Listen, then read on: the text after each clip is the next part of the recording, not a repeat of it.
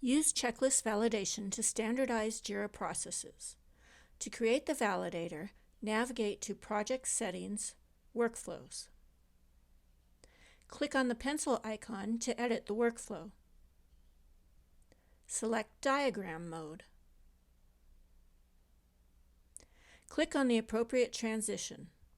Click Validators. Click the Add Validator button. Select All checklist items are completed. Scroll down and click Add. Publish the workflow to save the changes.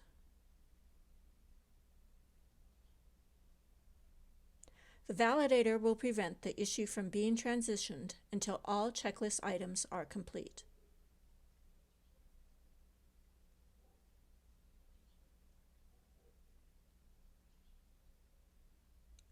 Visit HeroCoders.com for more examples of how you can use checklists in Jira.